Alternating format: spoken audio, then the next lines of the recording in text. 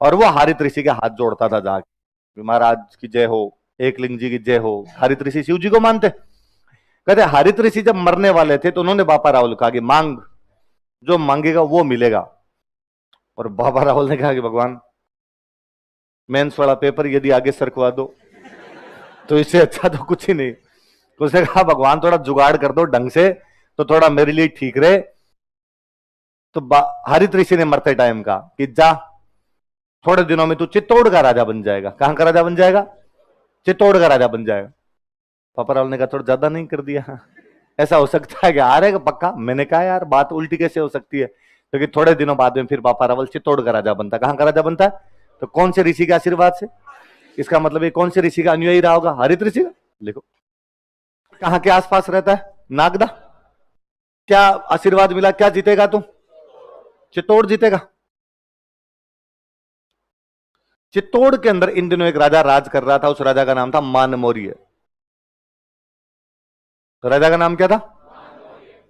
कहां पर राज कर रहा है? चित्तौड़ में कोई मान मौर्य नाम का राजा। अब मान मौर्य कौन था, कहां से आया था, इसके बारे में भी हमारे पास ज्यादा जानकारियां। ऐसा माना जाता किसी टाइम यहाँ पे मौर्य वंश के राजा राज किया करते थे। ऐसे उदाहरण हमें कई और मिलते। जब हम पढ़ रहे थे कि बाउक वाली प्रशस्ति कहती है भुआकूप के युद्ध के अंदर उसने राजा मयूर को हराया था, पढ़ते हैं? तो हो सकता है वो मयूर भी कौन से वंश का राजा रहा हो? मौर्य वंश का। तो वैसे वैसे मौर्य वंश का एक राजा कौन था? मान, जो कहां पे राज कर रहा है? ये 700 ईस्वी के बाद की बातें हैं। 712 ईस्वी में अरबों ने, कौन से देश के लोगों ने? अरब, अरब देश के जो लोग थे उन्होंने सिंध पे कब्जा कर लिया। कहां पे कब्जा कर लिया? सिंध। अपने सिंध पड़ता है, गुजरात राजस्थान का बॉर्डर करता हुआ पाकिस्तान के अंदर क्या पड़ता है? सिंध। यहां पे किसने कब्जा कर लिया? अरब। अब जब उनका सिंध पे कब्जा हो गया तो उनका अगला टारगेट था राजस्थान। और राजस्थान में सबसे बड़ा किला कोई आ रहा था तो वो किला आ रहा था चित्तौड़गढ़। कौन सा किला था? तो अब 712 के बाद मुसलमानों को अगला अटैक कहां पर होना था? चित्तौड़। चित्तौड़ में राज कौन कर रहा है? मान मौर्य। और मान मौर्य के मंत्रियों को ऐसा लगता था कि मान मौर्य इस अटैक को संभाल नहीं पाएगा, मान मौर्य इतना शक्तिशाली नहीं है। तो वो सारे मंत्री इकट्ठे होके गए बापा रावल के पास। मंत्री किसके पास गए? बापा रावल कहां रहता है?